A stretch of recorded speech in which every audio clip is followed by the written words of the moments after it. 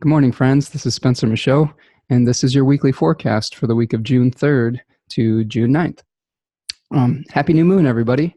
I wanted to take an opportunity this week to launch a few new creative and informational endeavors and share with you a few new ways to absorb some content from Spencer Michaud Astrology. So here we're seeing a brand new Facebook page that I launched at the new moon. And make sure you go give it a like and share it with your friends and whatnot. There's a button here for booking a reading if that's something that you'd like to do. Getting a personalized astrological transit or natal reading can be very helpful when you're trying to navigate all these, waters that we're trying to wade our way through here in the weeks ahead. So check that out. I've also started a new Spencer Michaud Astrology SoundCloud page if you want audio-only versions of my offerings. You can see here there is a audio recording that I did with Adam Ellenboss earlier this month on the astrology of June 2019. Adam is of Night Light Astrology is one of my teachers and a good friend, and he was kind enough to invite me on to analyze the astrological transits of June 2019. So you can kind of hear our overview of the month on that particular offering. And I thought today I would do a kind of a little bit more of a, weekly type of thing where I'm focusing on a few planetary ingresses and talking a little bit more in depth about some of the tarot cards that are associated with the decans of each 10-degree section of the zodiac. So yeah, check out the Facebook page, the SoundCloud. I have a website, spencermichaud.com, if you're interested in reading previous articles and whatnot. So that's what I've got here. I'm going to show you now the chart that I have here. Hold on a sec. Oop, there we go. This is a program called Astrological, and this is the Mac version of an iOS program I've been using, a Mac iOS mobile program that I have for my iPad and for my iPhone. It's made by the same company that has brought you SolarFire. I actually do have SolarFire for my computer, but it is a Mac, so I'm having to run it on what's called a Windows parallel, since right now SolarFire is a Windows-only program. And that was chewing up a lot of my computer processing power and making it very difficult to do videos like this. So I'm testing out Astrological today. Like I said, I've been very happy with the mobile versions when I go do readings at expos and at different metaphysical stores and whatnot. I bring my iPad with me and do readings from there. It doesn't have every single feature that I would like. I would be interested in some more traditional features, like some more lots and whatnot, but it gets the job done, and it's very aesthetically pleasing. It's got some very nice graphics here. You can see that everything's very clear and whatnot. This is the clock feature that I have on right now, which is kind of in real time moving around, and we're going to kind of take a little bit of a tour on this week, basically. Just to review a little bit, and I'm sure you're already experiencing it now, I want to say this is my second attempt at making this video today, or this week, actually. I did one yesterday, and the as Mercury was changing signs from Gemini to Cancer, and I was told that was the anaretic degree, a very sensitive point where Mercury is kind of wrapping up some business from the last cycle. Everything kind of went haywire. I had a 45-minute video that I had crafted that I thought was pretty articulate and whatnot. And then the audio is corrupted Max Headroom style, like in the 80s, where I was like, doing all that kind of thing.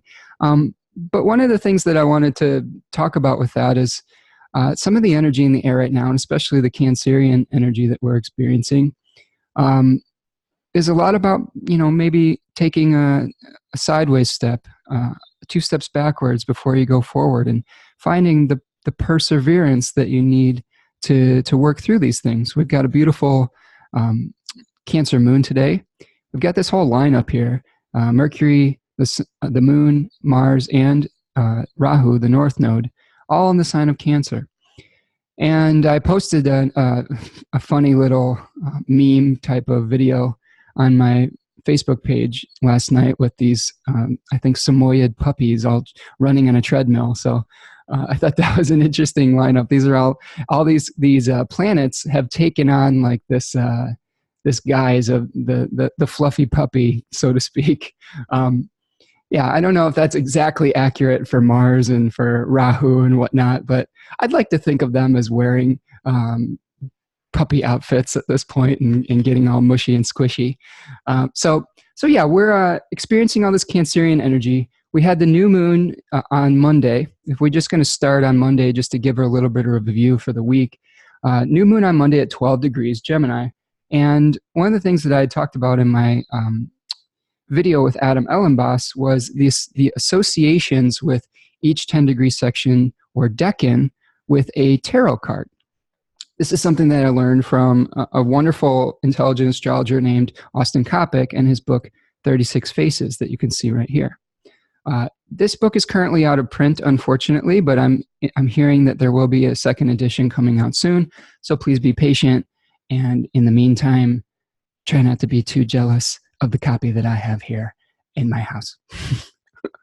But anyway, so yeah, he talks about the different decanic associations, and this is not something that is completely new. This is something that Aleister Crowley was putting forth, and the Golden Dawn were talking about associations with the decans and the different cards of the tarot. And one of the theories that I started to formulate, or connections that I made, was with the signs and the thema mundi, which is the natal chart of the world. The ancients thought there was a birth chart of the world, and it started with Cancer in the first house as the ascendant, and then the different zodiac signs were placed in the different houses in order. And Gemini, right here, if we flip this over one, I'm going to leave this for now, but if we flip this over, Gemini would have been placed in the 12th house of the thema mundi.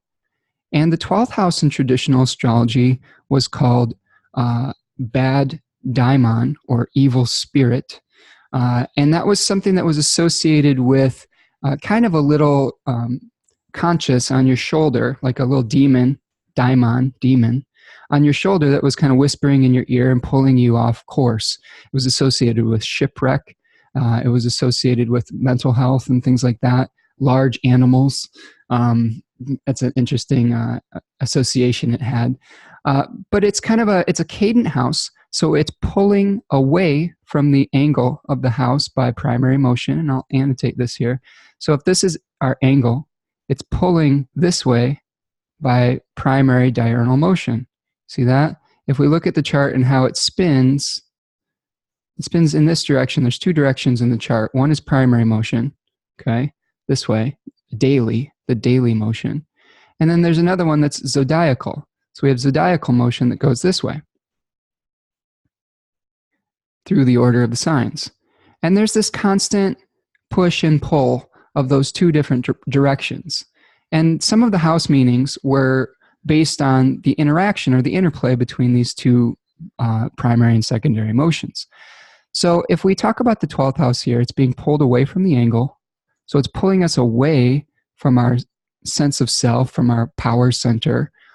It's a little bit of a place where if we think of this as the horizon, the eastern and western horizon, it's in that place where things could be obscured. Okay, it's a hidden place. It was called the place of secret enemies. And sometimes that secret enemy is ourself, or our own, the voices in our head, or our own self-talk. So that's something I wanted to talk about with the 12th house in Gemini. And I want to show you the three cards that are associated with that today. I'm going to stop this share for a second. And here we're going to see three cards that are associated with the three decans of Gemini, the 8, the 9, and the 10 of swords. And if you're listening on the audio only, we see various figures in various forms of confinement or anxiety. In the Eight of Swords, we see a woman who is bound and surrounded by swords. She's blindfolded. They're loosely tied, so she may be able to escape them if she realized that they were so loosely tied. In the second card, the Nine of Swords, we see a figure that's lying awake at night in his bed, potentially having a nightmare with his head in his hands. And then in the third decan of Gemini, we see a figure with 10 swords sticking out of its body, dead on the ground, although he is holding up two fingers to say, hey, I think I've got this. Don't worry, it's going to be okay. But they're fairly heavy cards. And they do, to me, speak to some of the associations with the 12th house. A lot of the times people with prominent 12th house placements can be sometimes their own worst enemy. I happen to be one of these people. I have a 12th house sun and 12th house Mercury. So there's times in my life where I may be making some forward progress, and then either events happen that may be out of my control, or there's some things floating around that kind of pull you off track every once in a while. And I think that one of the things that we see with this new moon is we've got this Nine of Swords card, the anxiety that's created by potentially having too many choices. One of the things I wanted to talk about with the new moon, and let me share my screen here again, is the moon is a trigger.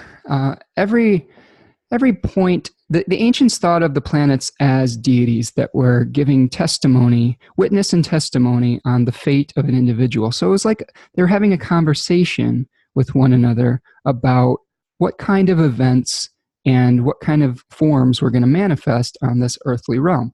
And the planets themselves were said to be the emissaries of those deities. So they were the omens of that, giving kind of the timing. So if you think about this chart as this big courtroom, cosmic courtroom, or this big community of individuals who are having a conversation, the moon is the one that's kind of coming around and triggering all of these different conversations. I've described it in the past as the cylinder of a music box. And you can see that there's little pins on the music box that when it spins, it triggers the tuned notes of the music box and plays the song. So when the moon spins around the wheel, it's like those little pins that are triggering these planetary notes. And we can see that today we're going to be triggering Mars, which should be fun. We'll talk about that a little bit. But at the new moon, if I back up for a minute, at the new moon, there we go. Oh, we're going back by hours. There we go. How about by days? Okay. So at the new moon on June 3rd, we were seeing the moon was triggering the sun here. And it was a sort of a rebirth of this new energy, okay? A lot of times we talk about planting seeds at the new moon and setting intentions. I think that that's okay to do that. I don't know if that's exactly the way that it works, though. I think that you can definitely practice some sort of ritual of that nature. But what I think that it really is doing is it's triggering a whole new cycle or a whole new set of circumstances.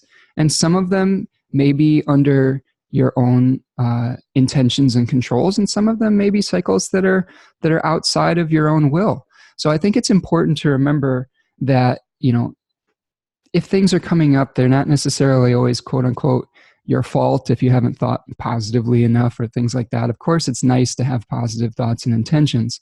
But sometimes there are actions out in the world that are just happening. The wheel keeps on spinning, and we're not just the complete centers of the universe all the time. There's everybody else is having an experience too, and all those experiences are interacting. So I think that's one thing to keep in mind as we talk about this. But if we think about this 12th house kind of energy, we're seeing an opposition to Jupiter. And one of the decan that's associated with Jupiter 3 is the 10. The card is the 10 of Wands. And in it, we see a figure that's carrying a burden. He's got his head down as he's carrying this heavy load of 10 wands doesn't even look like he can really see where he's going. But he's putting in a lot of effort, it looks like. So one of the dichotomies of this new moon cycle that we are in the middle of right now is what kind of new ideas, communications, new commerce, Mercury, the ruler of Gemini, is associated with commerce and communications and being able to contest things. So it asks a lot of questions. So all of that type of experience is coming up against the burden of reality, the Jupiterian energy that wants to expand and make things bigger. There may be this kind of feeling of things getting a little bit out of control, or the scale of it being either too fast or getting too big. Mercury likes things small. It likes dividing things into categories, where Jupiter likes to confirm things and bridge things together and say yes. Okay, it's the greater benefic, and generally it's bringing good things into your life, but you have to figure out how much of a good thing is appropriate, and what other types of things are too much too soon. This planet, Jupiter, was said to have a quality of moisture and heat. It was life-giving. It was life-affirming.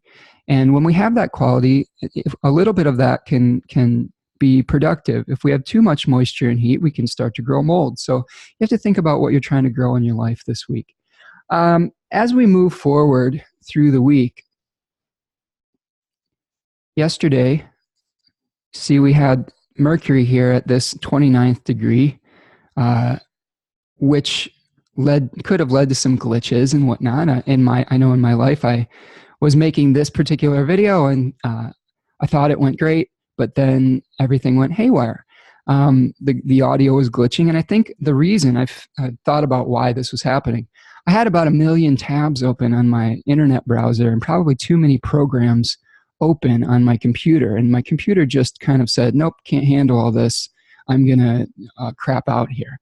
And that is, a friend pointed that out as I was gently whining about the experience on Facebook. And they were saying that, hey, that's the most Gemini thing ever. You had too many spinning plates in the air, and it just, if you're trying to juggle too many things at once, it can all come crashing down to the ground.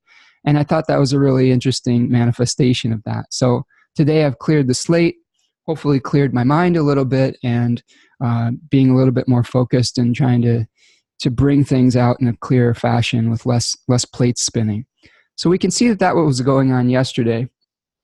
Mercury also yesterday, if we go from an hourly perspective here, it ingressed or changed signs into the sign of Cancer. And here we go, around 4 o'clock or so. Now Mercury, you can see, is co-present with the Moon, Mars, and Rahu, the North Node, in the sign of Cancer. Now, one of the interesting things I've been studying with Adam Ellenbos is, I've been taking his year 1 apprenticeship program from Nightlight Astrology, studying traditional forms of astrology, Hellenistic and whatnot. And I've come across some lectures from Robert Schmidt from Project Hindsight. And one of the things I've been learning from that is kind of the signs as event matrices, or the planets as abstractions manifesting their concrete significations through the birth channel of the sign. So now Mercury's energies of contesting, destabilizing, communication, commerce are having to go through the birth channel to concretize as Cancerian things. And that is the domicile of the moon. That's the temple of the moon. And the moon, of course, is associated with the public, with, in modern times, the emotions, the home, the family, the mother, maybe more domestic circumstances. So Mercury is working through that channel, and the moon is offering up her significations to Mercury to be concretized. So we may see the combination of that is Mercury may tend to destabilize some things in the family. There may be some renegotiations that need to come up within that sphere, especially when it conjoins Mars. Those conversations may get a little bit heated. that's something to keep in mind this week, is to try to communicate in as direct a way as possible.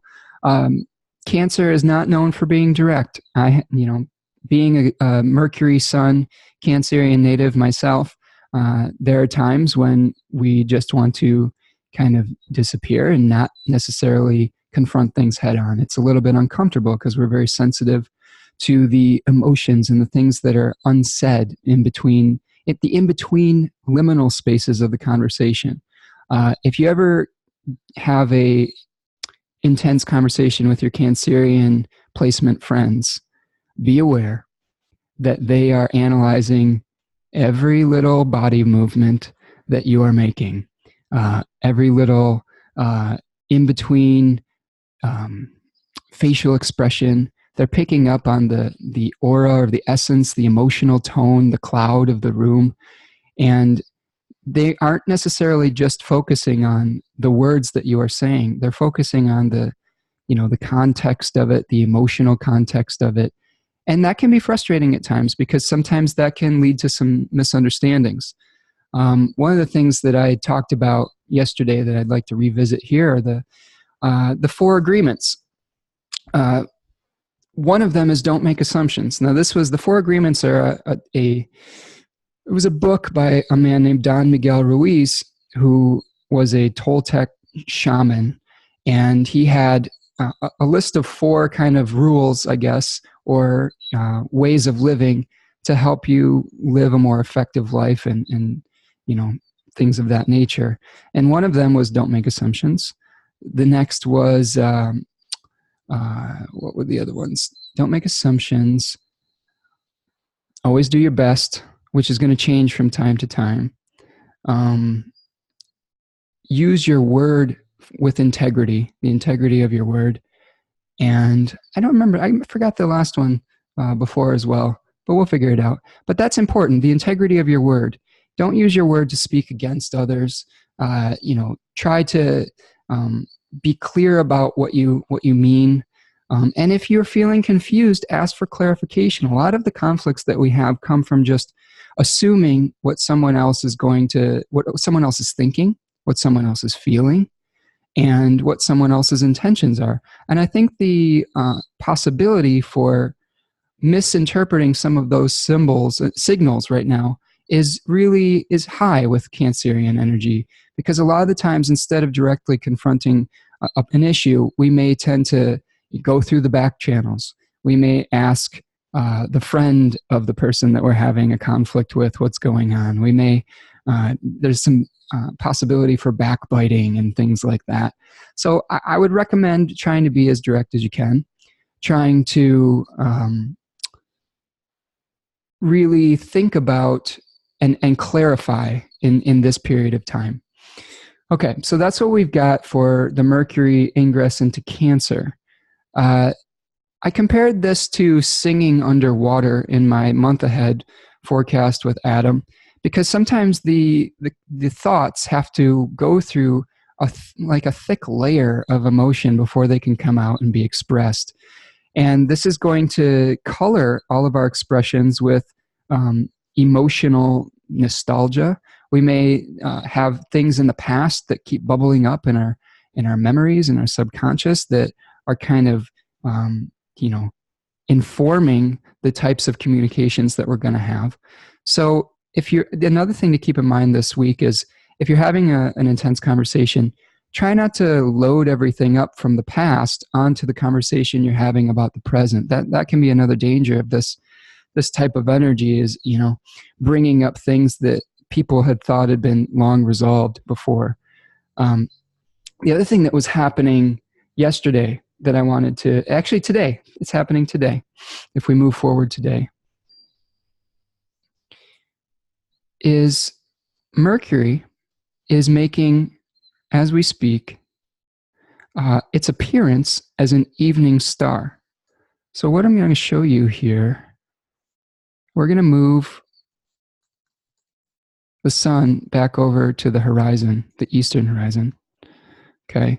And as the sun is rising, Mercury is going to be below the horizon. And if we move it over a few hours, when the sun is setting, you're going to see that Mercury will be visible in the western horizon outside of the beams of the sun.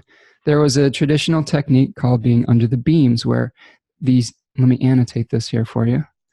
On 15 degrees of either side of the sun, planets are pretty much invisible. You can see there's an area here that's just kind of blocked out, like the sun is shining so brightly that it's obscuring the visibility of these planets on each side of it, okay?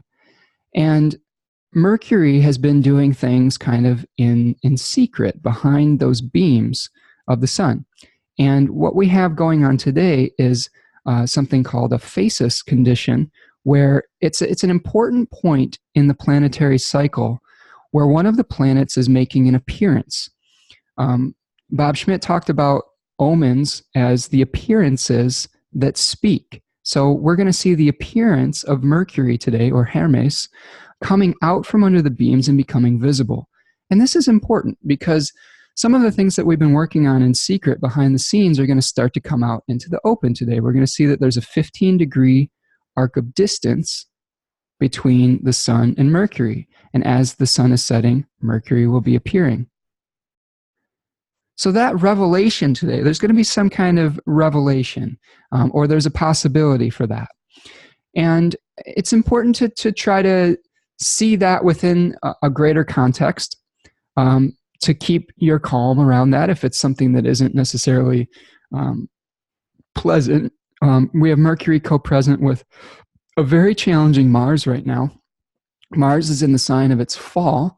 That is a planetary condition based on its essential dignity. Essential dignity in traditional astrology is kind of the planetary placement within a sign. And in Cancer, that's the domicile of the moon, and the Mars and the moon have a bit of a contrary energy to them. So Mars isn't really very comfortable in the sign of Cancer.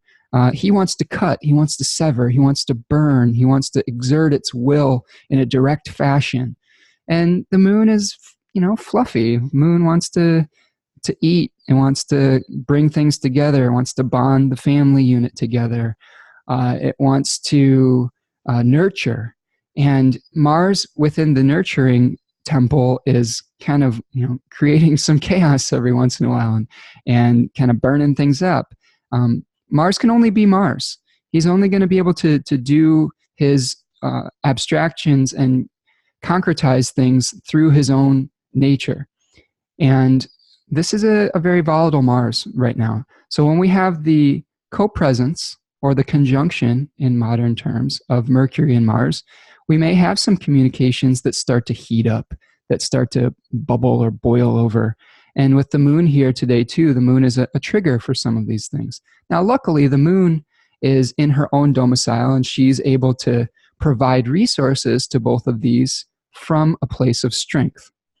So that may be a nice mitigating factor today. The moon is very comfortable. The moon is very able to nurture both of these deities and say, okay, what do you need, Mercury? What do you need, Mars, to do your thing? And that's something that is going to be a little bit helpful. One other thing I wanted to point out today is that Venus is going to be on a fixed star at 26 degrees Taurus called Algol. Okay? And Algol was said to be one of the most malefic or nasty fixed stars in the sky. Fixed stars were in the planetary sphere, not planetary, the celestial sphere that was outside of the ring of the zodiac. So they were more distant. They were said to be a little bit more objective. There was less communication between them and the people on Earth. You had to kind of go through an intermediary if you wanted to have any effect with the fixed stars. They kind of just do their thing. And Algol was said to be the head of Medusa. Medusa, the Gorgon in Greek mythology that had snakes for hair, and her gaze was, if you looked into her eyes, she would turn you to stone. And she famously lost her head by the hero Perseus. So Perseus came in and on a heroic quest, separated her head from her body to be able to free Andromeda from Andromeda? Or was that the mother? No, the mother was Cassiopeia. Yeah, Andromeda, from and help her escape from the Kraken, the big baddie in the sea. So one of the things associated with alcohol is kind of losing our head, or kind of going crazy, or being very irrational. It can be very malefic. It can be used. I know that there are some astrological magic practitioners that use that for protection. But if it's just left to its own devices, it can create a little bit of conflict and chaos. So that's something to be aware of today. That you want to try to not to lose your head if something is revealed that might not be as pleasant as you might have hoped, and try to figure out how to navigate that with grace. The good thing is that Venus is still in her own domicile. She's in the earthy sign of Taurus, where she allows things to come to her.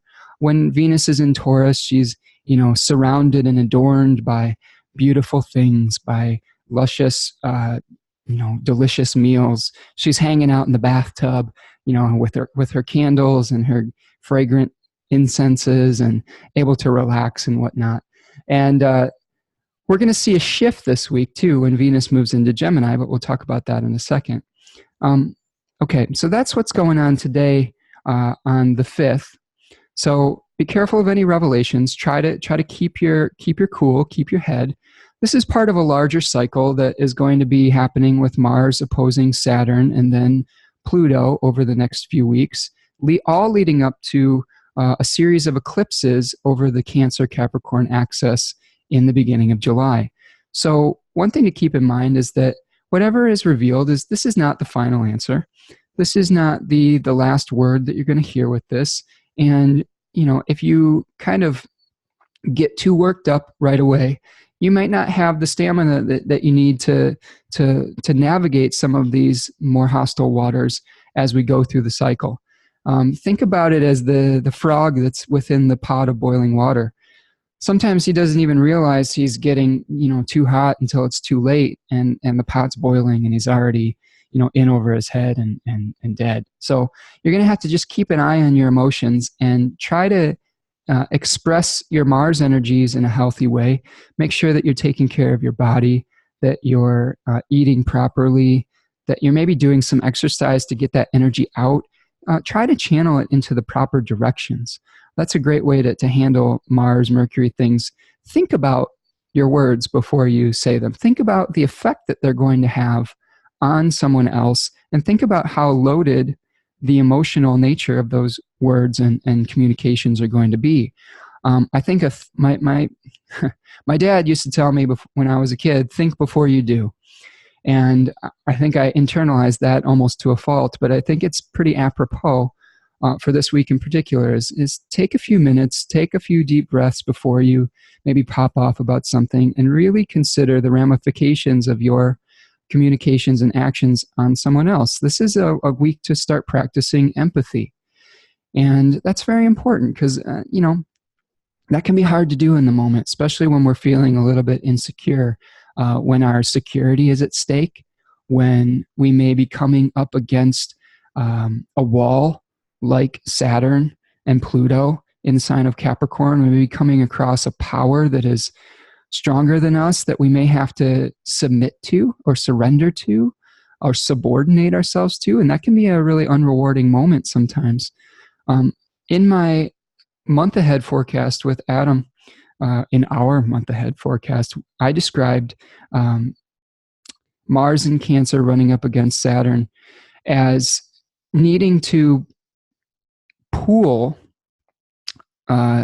water needs to pool when it comes across an obstruction like in a river. It needs to build up strength and then gently spill around the sides. And I think that's a really great way to deal with the stuff that's going to be coming up in the next couple weeks. Pool your resources, get yourself in the best frame of mind that you can, and then gently spill around the obstacle. Water is going to wear things down over time. It's a solvent. So we're going to have a kind of the energy of a solvent right now, rather than the energy of a battering ram. You're going to have to wear that obstacle down patiently over time. Okay, so that's our Wednesday here. Let's go forward another day. And we're looking at Thursday. We're going to see the moon is going to be moving into the sign of Leo, probably giving us a little bit of a nice little break from some of that energy. And over the next 2 days, it's going to be making a nice trine to Jupiter in Sagittarius, a nice little fire trine there. And that's going to bring a little bit of a break. If something was coming up that was difficult on Wednesday, Thursday and Friday should be a little bit more positive. The moon's going to be triggering, okay, that nice little Jupiter energy.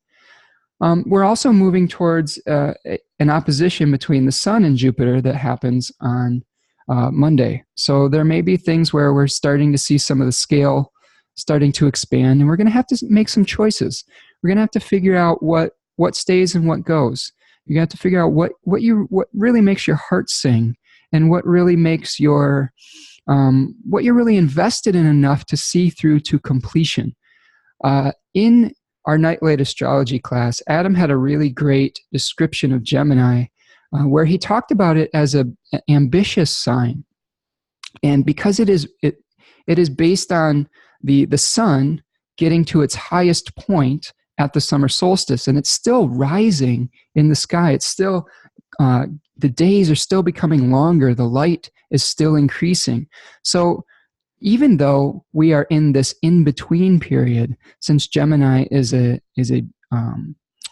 mutable and double-bodied sign that has the nature of both the springtime and the summertime coming in, it still has a little bit of an ambitious nature towards its ideas and towards learning and towards, those kind of mercurial significations. And the key is this. Once Gemini reaches its destination, once the sun reaches the summer solstice, it begins to descend. It begins, the days start to become shorter. The sun starts to fall in the sky. And one of the energies of that is possibly when you get what you want, you might change your mind and you might move on to something else. And that's been one of the common, modern complaints with Gemini placements is a fickleness about changing your mind. And when they get what they want, they may move on to something else.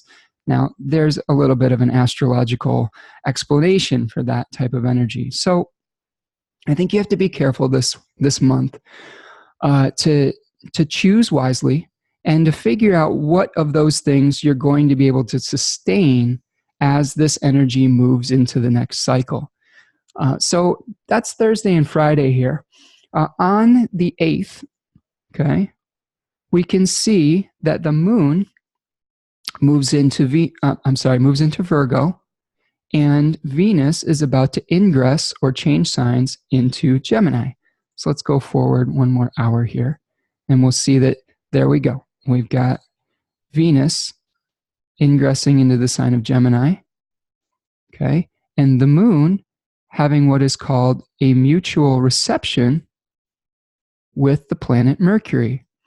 So mutual reception is a fun condition where each of the planets are in each other's temples. Think about you have a good friend and you are staying at their house and they are staying at your house. You've house swapped for the weekend, and you have an open line of communication between them.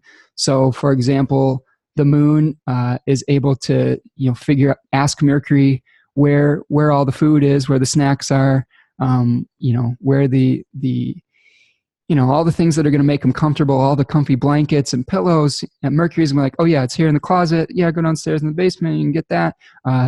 Help yourself to whatever's in the fridge. Whereas, Mercury being in the domicile of Cancer, they're going to, Mercury's like, okay, what's the Wi-Fi password? And the moon's like, fluffy teddy bear 72, which sounds like a very Cancerian moon ruled Wi-Fi password. And that's what's going to make Mercury happy, is, being able to get into those communicative endeavors. So there's going to be this nice window from Saturday over the weekend, where we're going to have a nice little communication between the two of those planets. Now, what should we do with this? What should we do with this energy, this mutual reception? Well, when the moon is in the sign of Virgo, this is a great time to weed out some of the ideas and plans that may or may not be working. You may have had an influx of ideas and of plans and of commitments come up. I know for me personally, I'm working on balancing the entire schedule of our household. And when you have a teenager in the house, they have their own, extracurricular activities, summer jobs, and things like that. And you have to make sure it's all on the calendar, and you have to figure out how all the pieces are going to fit together. And this weekend could be a great moment for making those plans, figuring out what stays and what goes and where everybody has to be, because there's going to be this supportive communication between those two planets. Venus, when she moves into the mercurial domicile of Gemini, is going to be relying now on Mercury for her resources. So right now, Mercury is trying to provide for Venus. Okay. Now, the problem that we have when Venus first ingresses into Gemini is that Venus has a condition in traditional astrology called peregrine. Venus is peregrine, which means it doesn't have any of the 4 essential dignities or kind of empowerments, which include domicile, exaltation, triplicity, and being within its own bounds. So from June 8th to June 20th, Venus is kind of a wanderer. She may not have as much power to bring about her harmonious significations as she might when she goes into her own bound on June 20th. When she's in her own bound, or AKA terms, she gets to set the agenda like a school teacher at a middle school. So yeah, there's a principal. So Mercury may be the principal, who's kind of the domicile ruler, but Venus becomes the teacher who gets to make the lesson plan within the classroom. So what does Venus in Gemini want? Well, what does Venus want? Venus wants to harmonize. Venus wants to beautify. Venus wants to bring things together. And generally, Venus functions at its best when she lets things come to her. And when she's in Mercury's domicile, she may become more chatty, more conversational. She may be trying to beautify the way that we have our talks with people. She may be trying to bring harmony within things of commerce and within, interactions that we have on things like the internet, within our local communities and things of that nature. But the problem that she may have for the first couple of weeks is that she's not at her strongest. Those flattering conversations may be falling on deaf ears in the first few weeks. You may be trying to create harmony, but the person that you're trying to create harmony with may not be as receptive or ready to hear your argument, I guess. And I mean argument in the most positive sense. So we'll have to be patient with the conversations that we have for the first couple weeks. Now, there's a little bit of an auspicious window for Mercury. It does have some dignity by face or by decan, starting on the 10th. And then it has dignity by its own terms from the 12th to the 16th. And we'll talk about that in the week ahead for next week a little bit more. So, one of the things to keep in mind this weekend is try to weed out any of the challenging things that you're going to come across. The schedules, like the Virgo energy is the harvest energy.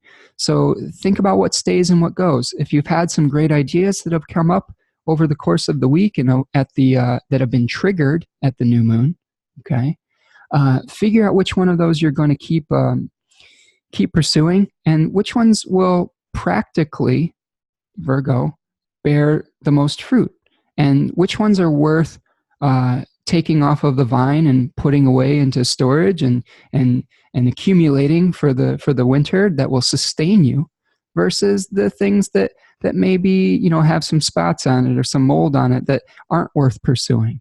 That's what this weekend I think is going to be all about. Take it easy today, and try to have patience with all the Cancerian energy that may come up.